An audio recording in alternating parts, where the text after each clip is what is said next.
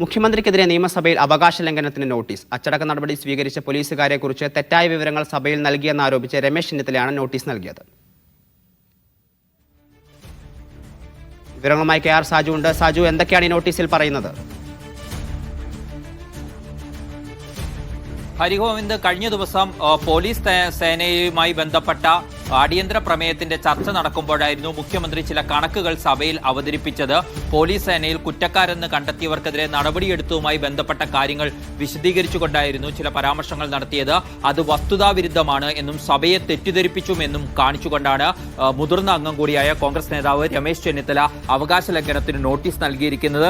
ചട്ടം 154 പ്രകാരം, അതായത് നിയമസഭയുടെ നടപടിക്രമവും കാര്യനിർവഹണ ചട്ടവും സംബന്ധിച്ച ചട്ടം 154 പ്രകാരമാണ് നോട്ടീസ് നൽകിയിരിക്കുന്നത്. ആ കാര്യത്തിൽ പറയുന്നത് 2016 മുതൽ ഇതുവരെയുള്ള അച്ചടക്ക നടപടിയുടെ ഭാഗമായി ഗുരുതര കുറ്റകൃത്യങ്ങൾ ഏർപ്പെട്ട 144 പോലീസുകാരെ സർവീസിൽ നിന്നും പിരിച്ചുവിട്ടു എന്നായിരുന്നു മുഖ്യമന്ത്രി പറഞ്ഞത്.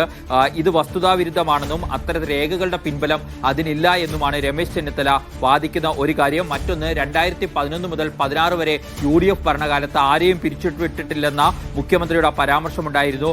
അതും തെറ്റാണ് എന്ന് കണക്കുകളുടെ അടിസ്ഥാനത്തിൽ രമേശ് ചെന്നിത്തല വാദിക്കുന്നു.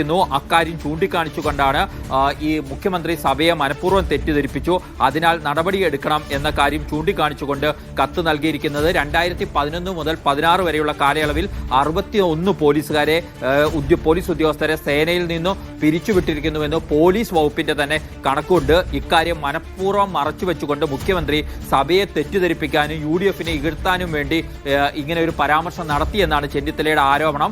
ഒന്നാം പിണറായി സർക്കാരിന്റെ കാലത്തും ഈ സർക്കാരിന്റെ കാലത്തുമായി 9 വർഷവും 4 മാസവും അടങ്ങുന്ന ഘട്ടത്തിൽ 144 പേരെ പിരിച്ചുവിട്ടു എന്ന് മുഖ്യമന്ത്രി സഭയിൽ പറഞ്ഞതും വസ്തുതകൾക്ക് വിരുദ്ധമാണെന്നും സഭയെ തെറ്റിദ്ധരിപ്പിക്കുന്ന സാഹചര്യത്തിൽ മുഖ്യമന്ത്രിക്കെതിരെ അവകാശ ലംഘനം കൊണ്ടുവരാൻ തനിക്ക് അനുമതി നൽകണമെന്നുമാണ് സ്പീക്കർക്ക് നൽകിയിരിക്കുന്ന കത്തിൽ രമേശ് ചെന്നിത്തല ആവശ്യപ്പെട്ടിരിക്കുന്നത്. ഹരി.